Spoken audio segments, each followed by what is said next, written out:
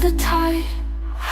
I'm paralyzed, can't find the words, caught in the silence, nothing's heard. Wanna bounce to you, but my feet won't move. What do I do? What do I prove? When everything's crashing down, I'm lost, can't make a sound. Eyes wide open, but the world's gone dark. Every thought's a shadow, every word's a spark. I'm trying not to be strong, but I'm breaking inside. Can't fix what's broken, can't turn back the tide. I'm paralyzed, can't find the words, caught in the silence, nothing's heard. Wanna bounce to you, but my feet won't move. What do I do? What do I prove? When everything's crashing down, I'm lost, can't make a sound. In the quiet, I'm screaming inside. In the dark, I'm searching for light, but I'm stuck in the middle, nowhere to go. Trying to be the strength you need, but I don't know.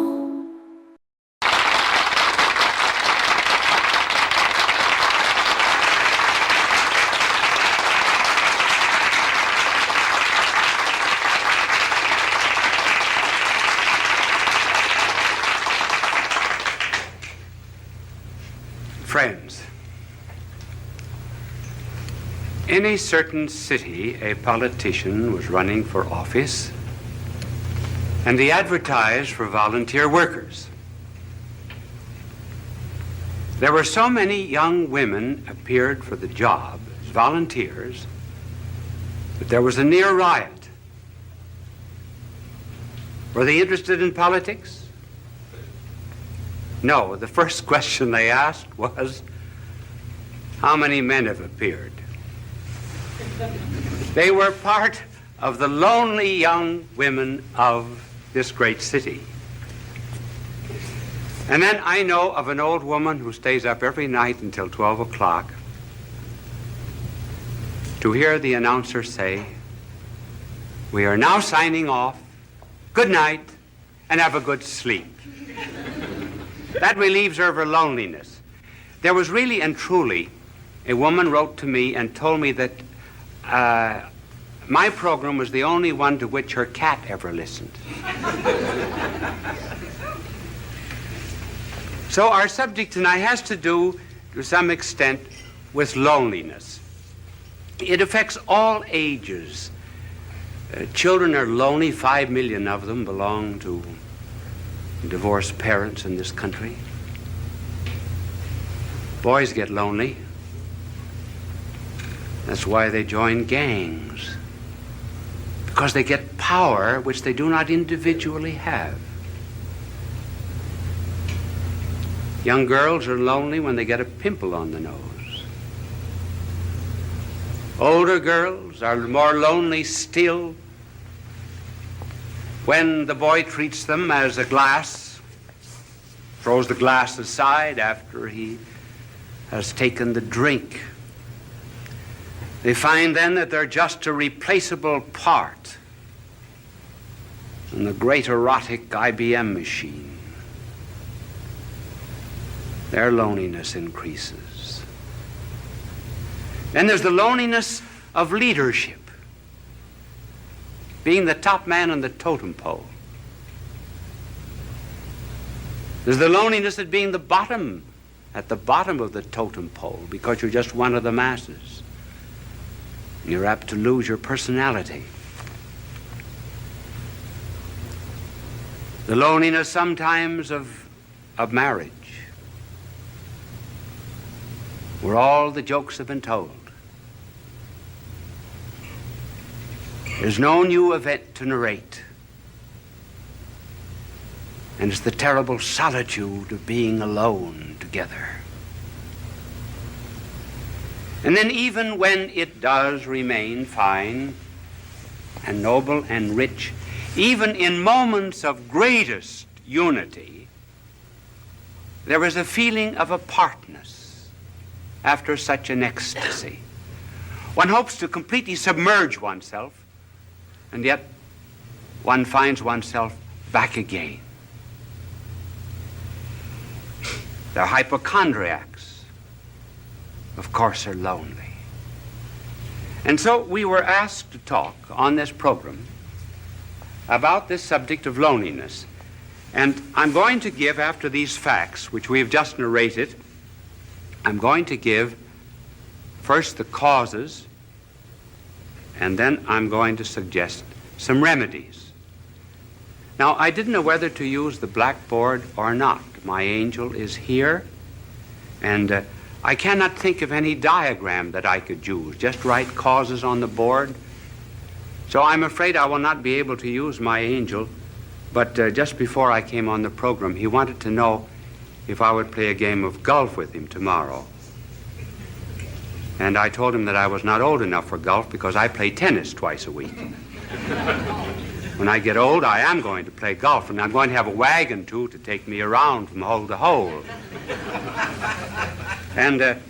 But he was telling me that the other day he was playing golf,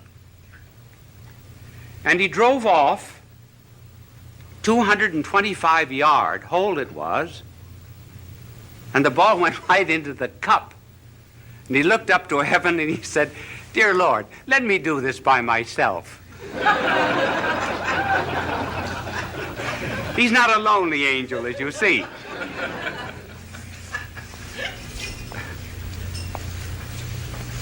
Now, what are the causes of loneliness? Well, one of the causes of loneliness has to do, first of all, with the lonely people themselves. And another reason why they are lonely is because of people who are not lonely. First of all, on account of the lonely themselves. They want to be loved too much. They want to love, to be loved. Now, there's nothing wrong about wanting to be loved, because we're all Stradivarius violins without bows. I didn't mean that pun. We are... one of the difficulties of an unprepared, unscripted play. And we're cups without saucers. We are to be complimented. But the deep loneliness of which we are speaking comes from an excessive desire to be loved.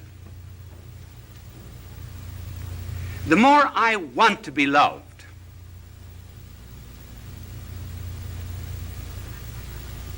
the less I am loved. The less I'm loved, the less lovable I become. The less lovable I become, the less I am capable of loving others. And that's how, by a desire to seek only oneself and to please oneself, one gets caught like a bird in a fowler's net. And the more one struggles to get out of this loneliness, the more one is captured by it. Just take some concrete examples of this desire to be loved. I know of a mother whose daughter was away at college. And she used to call up the daughter every night.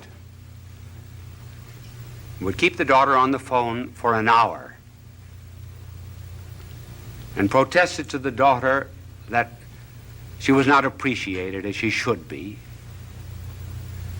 And because other girls in this college wanted to use the phone, she said to her mother, "Mother, I'm forbidden to use the phone anymore." One day, the superintendent had sent for her, and she was unable to answer the phone, and she told her mother, "Send someone to answer the phone for her." The mother said, "This is the end." And she refused to see her daughter again. Thus, by wanting too much to be loved without loving, one loses even the love that one seeks. And then there was a fiancée. She used to. I wonder if any of you young women in the audience ever do that. Do you know what she would do? She would write down in a book every time the boyfriend called how long he spoke. She also wrote down how often he wrote. and how many words he wrote in each letter. She felt that she wasn't loved enough, so she began writing herself anonymous letters, threatening her. And she said that these letters came from a well-known author in the city. And finally, she was exposed by this man whom she blamed, and eventually the marriage was broken off. She just loved too much, loved to be loved. And then there was the wife who felt that her husband was paying no attention to her, insisted that he stay away from work. She wanted to go to a picnic, wanted to go to the beach, and he found excuses many times, and finally he lost his job. The marriage broke up. So one of the principal reasons of loneliness, therefore, is this egotism which seeks only oneself. And you can already see the cure anticipated by the mere fact that we mention this cause. But then there's another cause of loneliness, and that's on the part of the people who are not lonely. They do not bring any love to these people.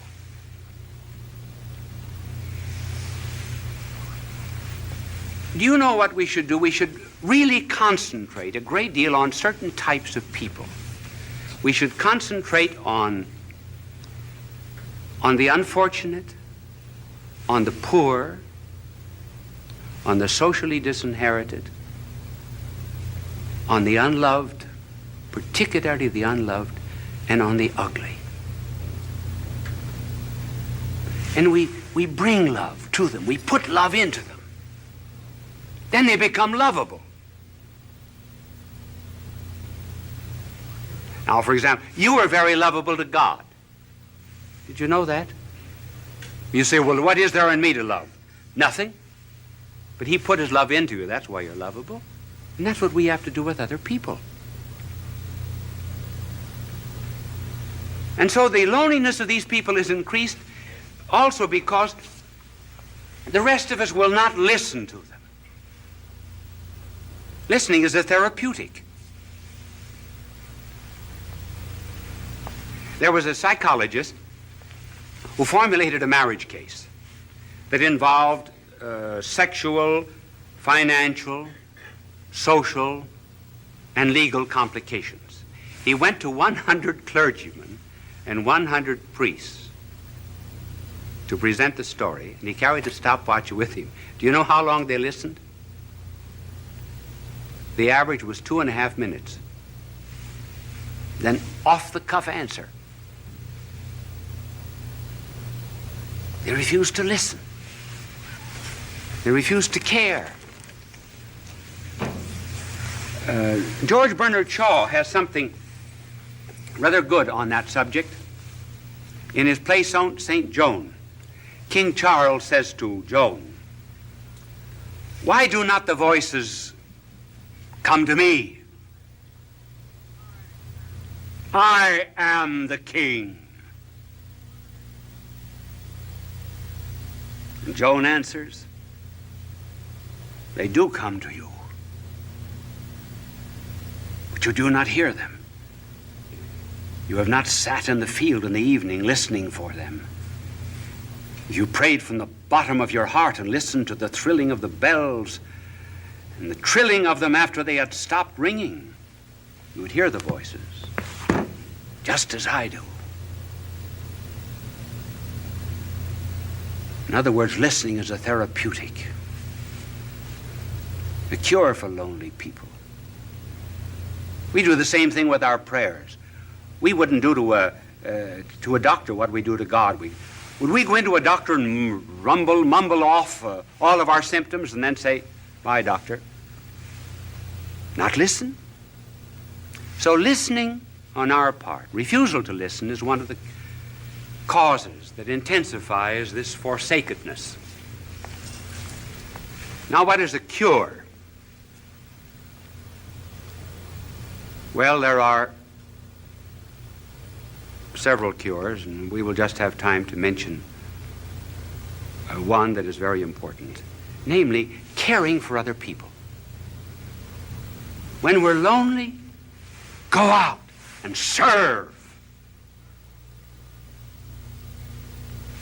Then loneliness goes out through our fingertips. Our heart opens. The Chinese have a proverb, if you're without shoes, go out and find a man without any feet.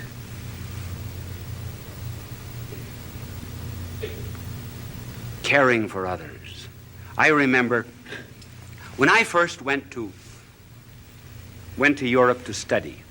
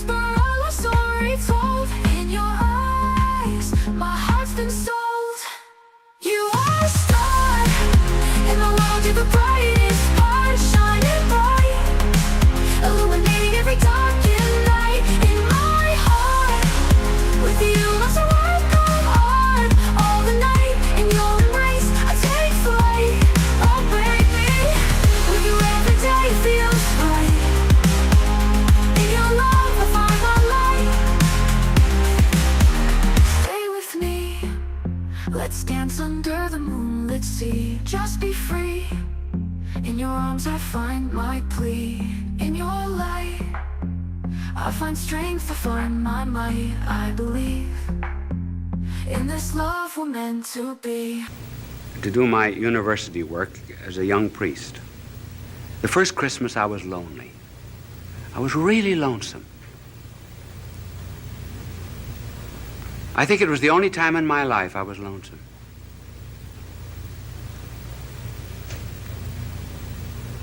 What would I do? So I went to someone in the city of Louvain and asked for a list of the worthy poor, and I went to this particular alley. It was the wrong address, actually. I got into Rat Alley. And when the door opened, their earthen floor was a blind father at a stove. 10 children barefooted around the stove. A ladder leading up to the second floor. One bed upstairs, bed downstairs. The children slept crosswise. I asked the family what they had. This was Christmas Eve, what they had for dinner, and she opened a bag of straw. The children had no sabots, no wooden shoes. I took care of them for 4 years while I was studying at the university.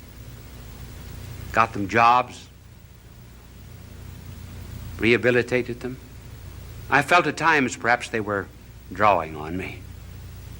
But do you know that the day that I went up for my examination as a professor at that university, as I went in at 9 o'clock to face 200 professors, I saw the whole family coming down the street.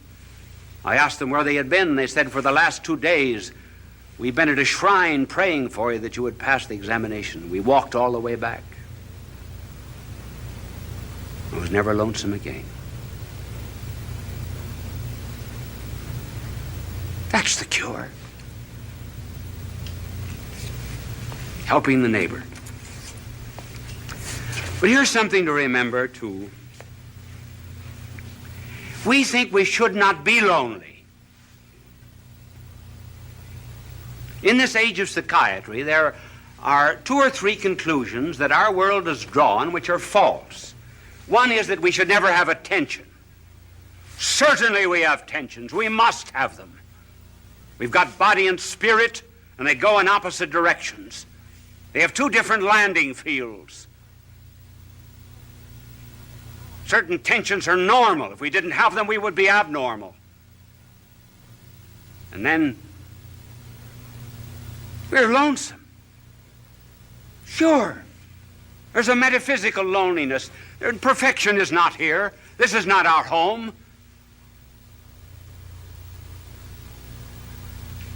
I've got something that I want in my heart that nothing on this earth can satisfy, and nothing can satisfy you either.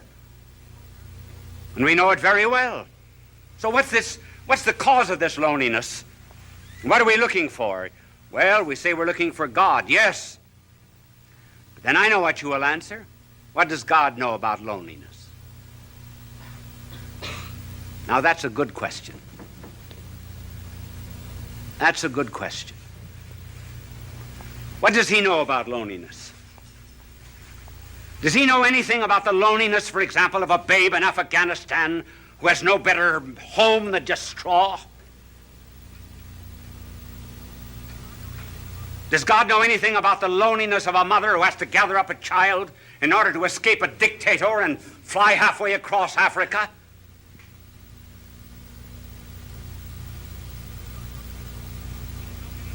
Does God know anything about the loneliness of a man that's born on the wrong side of the tracks? Who's isolated socially from people simply because his hands are calloused with common labor and is denied decent society? Sure, does God know anything about that kind of loneliness, for example, in which one is expelled from a city, disowned by one's own people? Does he know anything about the loneliness of being deserted by friends? Does he even know anything about the loneliness of feeling doubts? Doubts even about religion, doubts even which one cries out, "Why hast thou abandoned me?" Does God know anything about these things? Yes, those are good questions. Now suppose that there was a figure that came into all of this loneliness and so immersed himself in it that he would not immunize himself from it, would not cut himself off from it. Would you, for example, be the only one on the battlefield that was whole and not help any of the wounded? And so if there was a figure that came into this world of ours and refused to isolate himself from loneliness and felt it so much that blood poured out from his body, felt loneliness so much that as if all the robberies of the world were thrust into his hands, as if he himself were guilty, that felt all loathsome carnality so much that his flesh was hanging from him like purple rags, Suppose someone came into this world and went into all of this loneliness, took it all, and was not overcome by it, but conquered it all. Then what? Then I may be lonely every now and then, but I'll not be overcome by it. Then I have a captain, kind of a captain who yet presses not a button in heaven from a celestial command. But I have a captain who stumbled to a throne.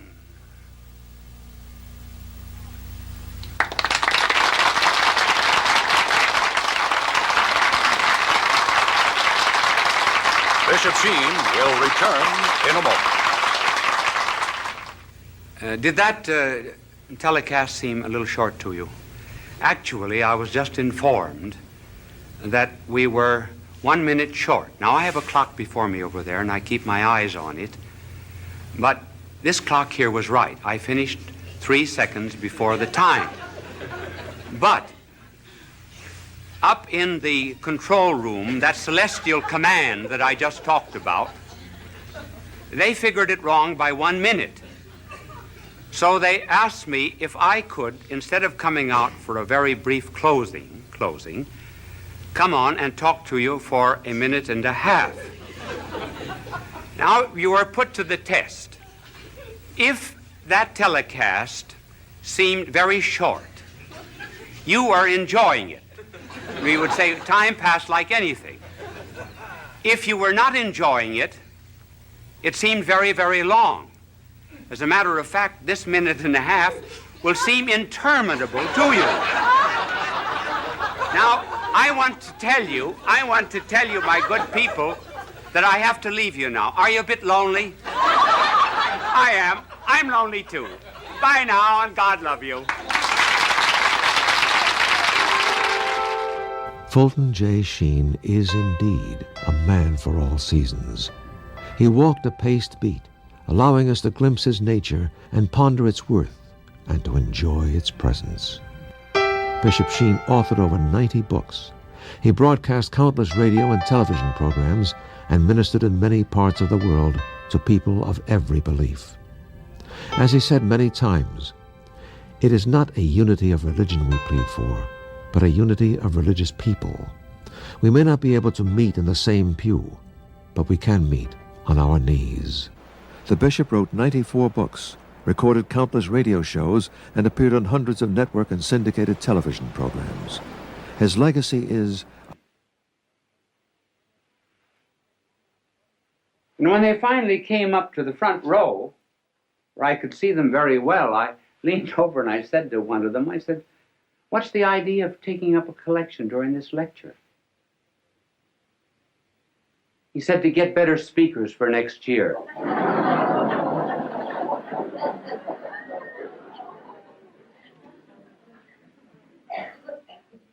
So I am not presenting myself as a model to you on how to talk. It's just merely that there have been so many letters coming to me asking me to give a few suggestions that I will give them to you. They are only personal. They may not apply to everyone, but I will give them to you for what they are worth. If I can talk now, I certainly couldn't always talk. There came a turning point in my life. It was in college when I was a freshman. I was on the debating team, which was in the college that I attended a great honor because they put a tremendous premium on debating. I thought I was good because, after all, I was picked as a freshman. I had to be good. And the night before the debate with Notre Dame University, the coach of our debating team, Father Bergen, called me over to his office and he said, "You are the worst talker we've ever had in this college." Well, that was a terrible shock to me. I said, "Well, if I'm so terrible, why did you pick me on the team?" He said, "Because you can think, not because you can talk." But he said, "You're going to learn to talk before you leave this room." Take a paragraph out of that speech, any paragraph you like. I remember we were talking on the Merchant Marine. I'll never forget, the paragraph began, I think it needs no argument to prove, and so forth. So he said, stand up there against the wall, which I did. Now he said, go over that paragraph. At the end of it, he said, do you see your mistake? I said, no. Go over it again. Went over it 1 hour. 2 hours. 2 hours and a half. I was dead. So was he. And every 2 or 3 minutes when I finished it, he would say, do you see your mistake? I said, no. But being naturally quick, after 2 hours and a half, I saw it. He said, do you see your mistake? I said, yes, I think I do. I'm not natural. He said, that's right. That's all. And he dismissed me. You notice how often speakers, as soon as they get up on a platform, or ministers or priests in the pulpit, everything changes, their voice changes, their attitudes, their